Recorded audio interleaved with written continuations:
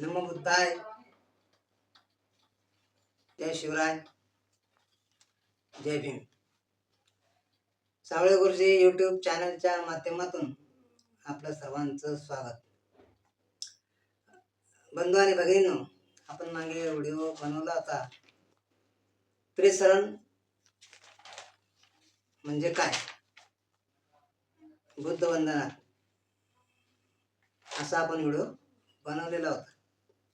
यानंतर आपण शिलावर बोलणार आहोत. तर त्रिसरण घेतल्याच्या नंतर आपण शील घेत असतो आणि हे शील माणसाच्या जीवनामध्ये किती महत्वाचं आहे हे आपण आज पाहणार आहोत. तर शीलामुळे, शील हे माणसाच्या जीवनाचा आरंभ सुद्धा आहे आणि माणसाच्या जीवनाचा शेवट सुद्धा आहे. शीलामुळे माणसाच्या जीवनाचे संवर्धन होत असते, कारण शील हे माणसासाठी संरक्षण कवच आहे. बघा, वामनदादा सुद्धा सांगतात, उचल पोतडी पंचशिलेची येईल आपल्या कामी. म्हणजेच पंचशिलेची पोतडी ज्याच्या पाठीवर आहे ती व्यक्ती जगाच्या पाठीवर कुठेही गेली तरी त्या व्यक्तीची काळजी करण्याची गरज ही कुणालाच नसते. कारण शील हे काय करत असतं, त्या व्यक्तीचं संरक्षण कवच बनत असतं. म्हणजे कारण शील काय करायला लावतं, वाईट गोष्टींचा त्याग करायला लावतं आणि चांगल्या गोष्टींचा स्वीकार करायला लावतं. मनापासून अपराध करण्याची लाज शील पाळणाऱ्या माणसाला वाटत असते. भगवान बुद्धांनी सांगितलेलं आहे की जसं वस्तूला मोजण्यासाठी मापं असतात, द्रव्य वस्तू असले तर त्याला लिटरमध्ये मोजता येतं, घन वस्तू असल्या तर त्याला किलोमध्ये मोजतात. तर अशा प्रकारची जी मापं आहेत, तर माणसाला मोजण्यासाठी सुद्धा एक माप आहे. त्यावरून ठरतं की माणूस चांगला की वाईट, आणि ते माप म्हणजेच पंचशील आहे. एखादी व्यक्ती चांगला की वाईट हे त्याचं पंचशीलच ठरवत असतं.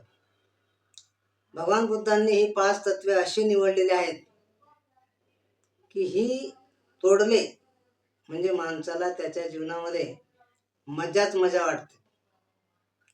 आणि याच गोष्टींवर भगवान बुद्धांनी निर्बंध आणलेला आहे. एकदा एक माणूस मेला, त्याच्याबद्दल लोक बोलत होते, हा काहीच करत नव्हता तरी मेला कसा.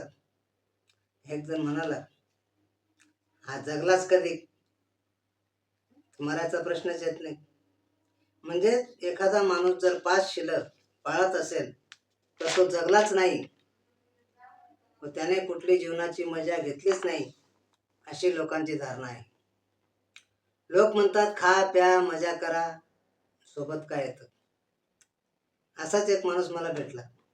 तो खूप दारू प्याला होता, त्याला मदतीची गरज होती.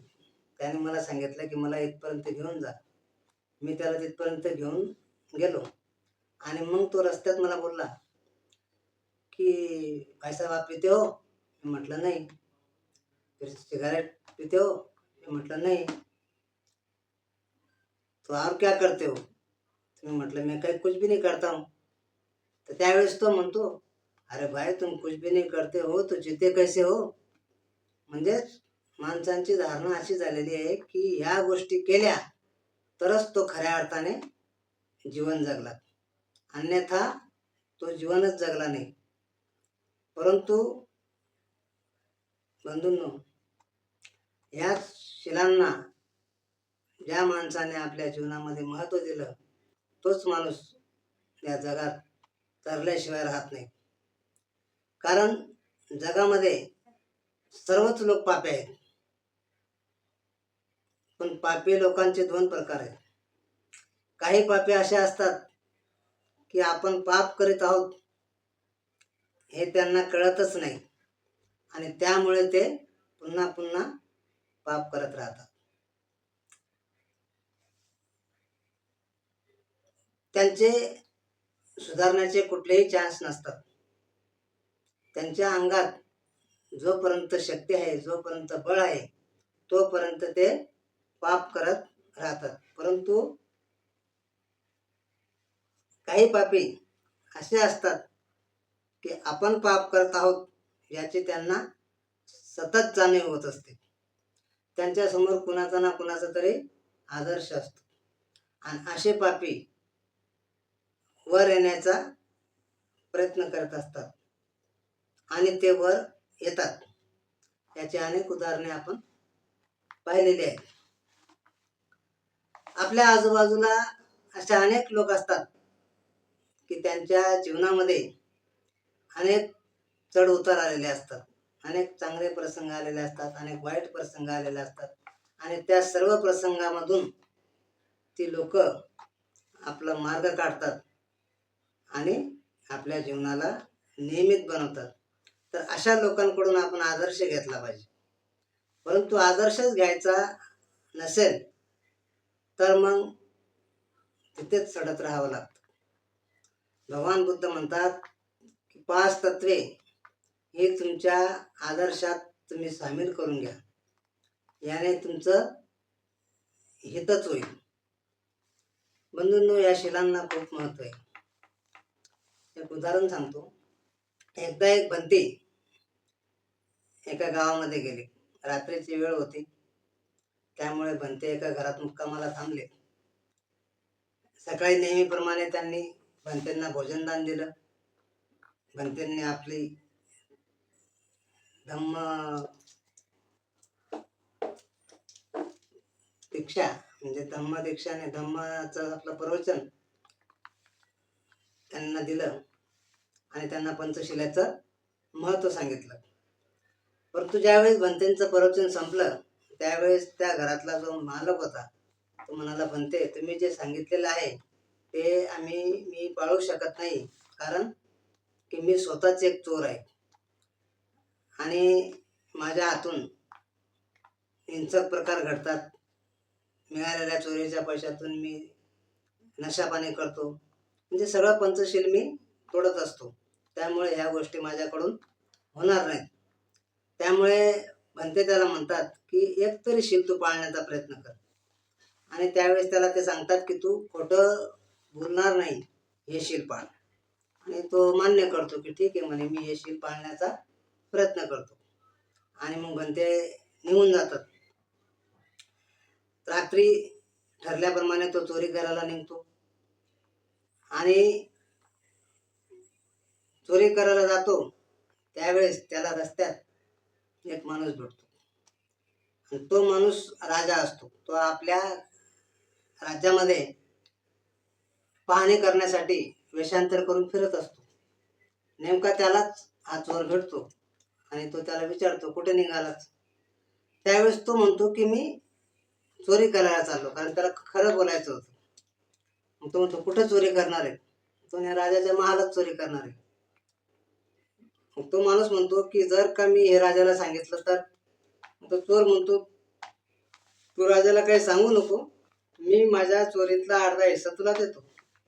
त्यावेळेस तो माणूस ऐकतो आणि सांगतो की ठीक आहे, मी इथेच थांबतो, तुझा चोरी करून ये. आणि तो चोर चोरी करायला जातो. चोरी करायला जातो, राजाची तिजोरी फोडतो. त्या तिजोरीमध्ये 3 हिरे असतात.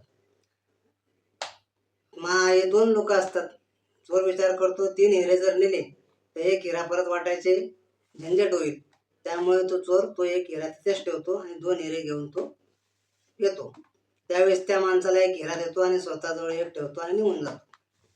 दुसऱ्या दिवशी राजा आपल्या दरबारात जातो. आपल्या प्रधानाला सांगतो की प्रधानजी, आपल्या राज्यामध्ये चोऱ्या होत आहेत, आपल्या तिजोरीमध्ये आपले हिरे सुरक्षित आहेत का नाही ते पाहून या. त्यावेळेस प्रधानजी हिरे बघायला जातात, त्यावेळेस त्या ठिकाणी हिरे चोरी झालेले असतात. 2 हिरे तिथे गायब असतात, 1 हिरा तिथे पडलेला असतो. परंतु प्रधानजींना असं वाटतं की आता ही चोरी तर झालेलीच आहे, तर मग हा तरी हिरा का ठेवायचा, म्हणून प्रधानजी तो हिरा काढून घेतात आणि राजाला येऊन सांगतात की महाराज, आपल्या तिजोरीतले 3 हिरे गायब झालेले आहेत. आता हे राजाला ही गोष्ट माहिती असते, कारण राजाने स्वतःच त्या माणसाचं वेषांतर करून त्या चोराला ते भेटलेले असतात. आणि ज्यावेळेस त्या चोराला बोलवण्यात येतं दरबारामध्ये, त्यावेळेस तो चोर त्या राजाला पाहून अक्षरशः घाबरतो. त्याला वाटतं आता माझं काही खरं नाही. परंतु राजा जेव्हा सत्य परिस्थिती लोकांना सांगतो की हा एक चोर आहे, याने हे 2 हिरे चोरलेले आहेत. तिजोरीमध्ये 3 हिरे होते, 1 हिरा माझ्याजवळ आहे, 1 हिरा ह्याच्याजवळ आहे आणि 1 हिरा जो आहे तो तिजोरीतच होता, तो मात्र आपल्या प्रधानांनी घेतलेला आहे. त्यामुळे खरा चोर हा प्रधान आहे आणि हा जो चोर आहे, ज्याला आपण चोर म्हणतो, तो प्रामाणिक आहे. आणि त्यामुळे राजा त्या प्रधानाची हकालपट्टी करतो आणि त्या चोराला त्या प्रधानाच्या जागेवर आपला प्रधान म्हणून नेमतो. प्रधान म्हणून नेमल्याच्या नंतर त्या चोराच्या मनामध्ये येतं की जर आपण 1 शिलाचं पालन केलं तर आपण प्रधान झालो, आपण 5 शिलांचं पालन जर केलं तर आपला किती फायदा होईल. आणि म्हणून तो 5 शिलांचं पालन करायला लागतो. त्याचं वर्तन सुधारतं, राजाला तो दिवसेंदिवस आवडू लागतो. आणि मग योगायोगाने राजाला काही मुलबाळ नसतं आणि पहिल्या काळामध्ये वय झाल्यावर संन्यास घ्यायची प्रथा होती. त्यामुळे राजा त्याला म्हणतो की प्रधानजी, मला तर काही मुलबाळ नाही आहे, परंतु तुमची वागणूक इतकी चांगली आणि प्रामाणिक आहे की आता याच्यापुढे हे राज्य तुम्हीच सांभाळा. आणि ते पूर्ण राज्य तो राजा त्या चोराला म्हणजे त्या प्रधानाला देऊन टाकतो आणि संन्यासाला निघून जातो. म्हणजे 5 शिलाचं पालन केल्याच्या नंतर चोराचा प्रधान झाला आणि प्रधानाचा राजा झाला. तर इतका फायदा शीलपालनाने होऊ शकतो, इतकं महत्त्व शीलपालनाचं आहे. तर आपल्याही जीवनामध्ये शीलपालनाचा काही ना काहीतरी फायदा झाल्याशिवाय राहणार नाही. कारण भगवान बुद्धांची वाणी आहे की शील हे माणसाच्या हिताचं आहे. तर बंधूंनो, म्हणून आपण सर्वांनी शील पाळण्याचा प्रयत्न केला पाहिजे, शिलाला महत्त्व दिलं पाहिजे. शील जर आपण व्यवस्थित ठेवलं तर आपल्या जीवनाचं संवर्धन झाल्याशिवाय राहणार नाही. आपल्याला सर्व प्रकारच्या सुखांपासून आपण दूर राहणार नाही. एवढंच या ठिकाणी सांगेल. भगवान बुद्धांच्या धम्माच्या संघाच्या बलाने आपलं सर्वांचं जयमंगल हो, अशी या ठिकाणी अपेक्षा व्यक्त करतो आणि येथेच थांबतो. जय भीम, जय संविधान.